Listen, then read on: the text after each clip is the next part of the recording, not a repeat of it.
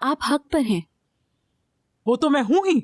बगीचे में कोई कमरा बनाता है क्या? ऐसा होता है क्या? बिल्कुल नहीं, ऐसा नहीं होना चाहिए। बिल्कुल नहीं, बल्कि आपको आखिर तक ये केस लड़ना चाहिए क्योंकि आप गलत नहीं। वो तो लड़ूंगी मैं।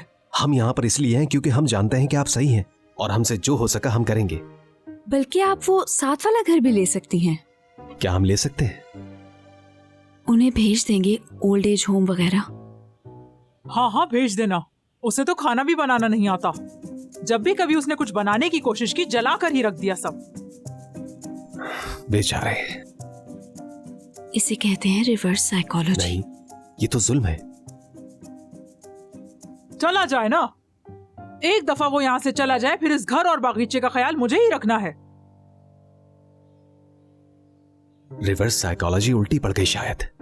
फिर तुम्हारी बात मानने का नतीजा।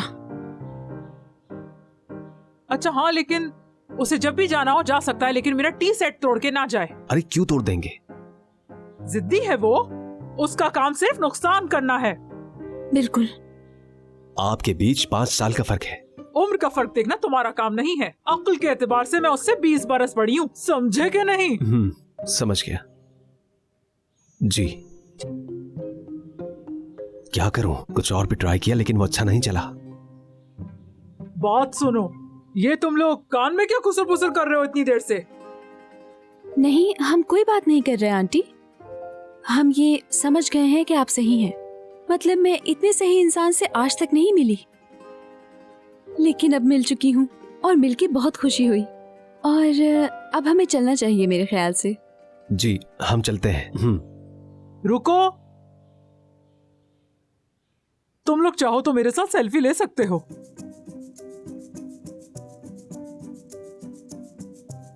जी जरूर।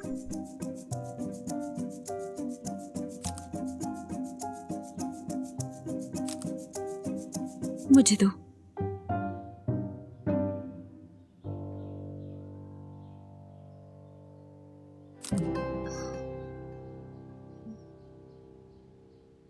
अंकल जी, क्या आपको आवाज आ रही है? हाँ बिल्कुल सुन रहा हूँ। बहरा हूँ क्या?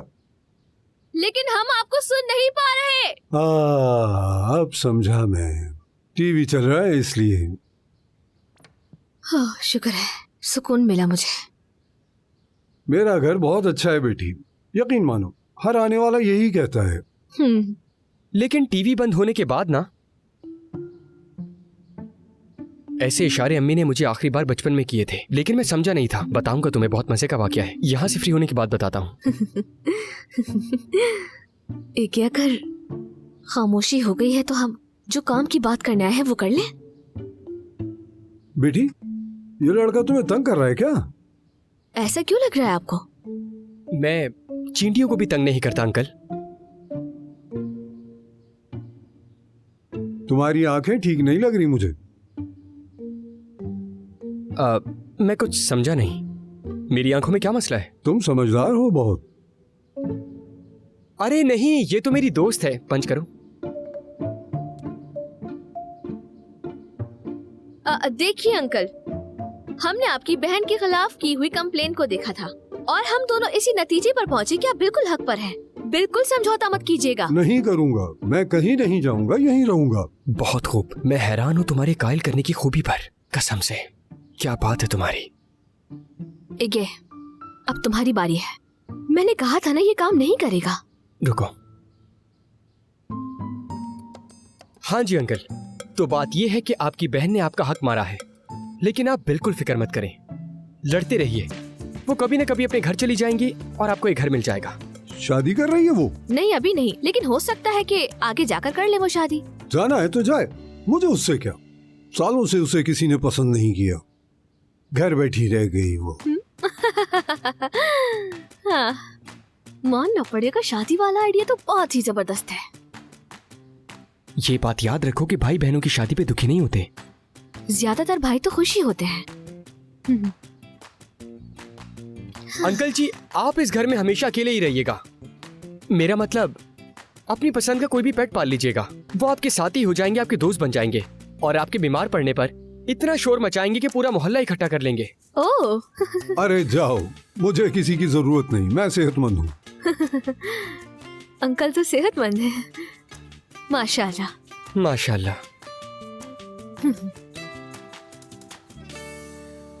अगर उन्होंने अंकल को मना लिया तो शायद आंटी भी मान जाए। उम्मीद करती हूँ मर्द। आ रहे हैं वो। सलाम। वालेकुम सलाम। बताओ क्या हुआ? आंटी ने तुम लोगों की बात मानी? अपने भाई का ओल्ड एज हाउस जाने का सुनकर खुश हुई। और हम तो आंटी की शादी करवा रहे हैं ना ईगे? कसम से मुझे नहीं पता कि मैंने क्या कहा। बूढ़े लोगों को अकेले रहने से डर नहीं लगता क्या? हाँ, आपका प्लान फेल हो गया मिस्टर समझदार।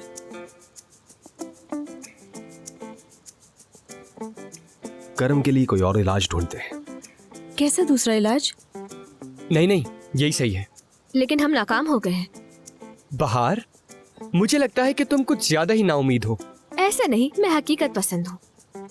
दोस्तों, एक दूसरे से उलझने के बजाय इस मसले पर ध्यान देते हैं। क्या कहते हो इस बारे में?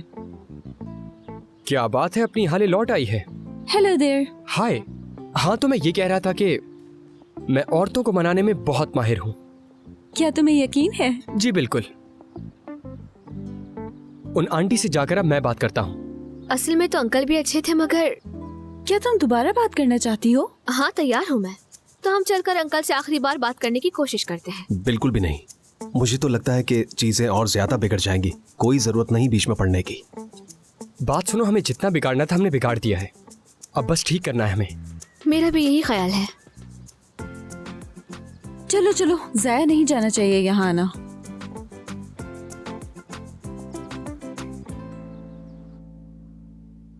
तुम्हारे एंट्रेंस खिड़की से दाखिल हुए हैं। वहां से मिले उंगलियों के निशान। घर में और कहीं नहीं थे। जी, बयान में भी उन्होंने यही कहा था। वैसे हमारी टीम कारवान पार्क भी गई थी। वो आदमी एडवांस देकर गया था। बाकी का पैसा कुछ दिन में लाने वाला था। लेकिन वो पैसा गायब था, है ना? घर की छानबीन की मगर वहां से नहीं मिले। बैंक अकाउंट्स भी चेक किया हमने, कोई ट्रांजैक्शंस भी नहीं हुई। Call records? उसने अपने कुछ दोस्तों को कॉल्स की थी। जेल से बाहर निकलने के बाद इंस्पेक्टर तुर्गुताज उनसे मिलेंगे। कहीं वो कोई दूसरा फोन तो नहीं यूज कर रहा था? मुमकिन है। दुआन, अगर जिन लोगों ने तुम्हें 5 साल पहले दुख दिया उन लोगों ने ही एरकन तुजुन को मारा है तो हम बहुत करीब हैं। जानता हूं। जब तक सारी रिपोर्ट्स नहीं आ जाती, याद रखना दुआन, यह केस राज में रखा जाएगा। मैंने मर्द और बहार को समझा दिया है। सिर्फ उनके टीममेट्स जानते हैं। अगर उन्होंने एक दूसरे को धोखा दिया तो बहुत मुश्किल है।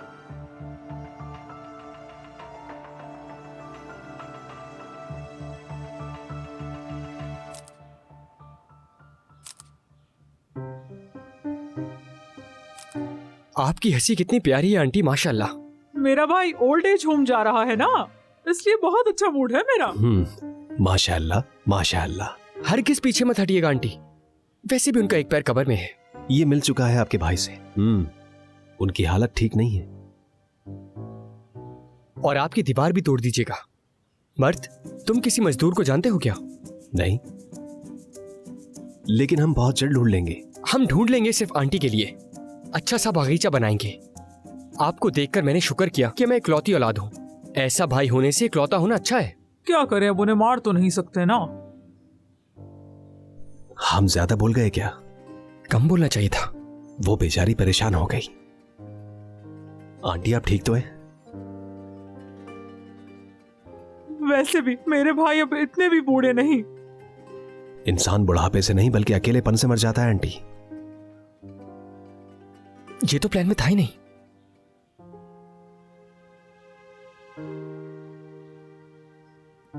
तन्हाई जानलेवा होती है, बर्दाश्त नहीं होता बेटा।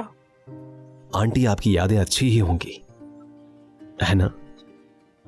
आप बताएंगी तो हम सुनेंगे, है ना? कि ना भी बताएं तो हम जबरदस्ती नहीं करेंगे, है ना मर्द? बताती हूँ बेटा, जब तक तुम मेरे लिए अच्छी सी चाय बना कर लाओ।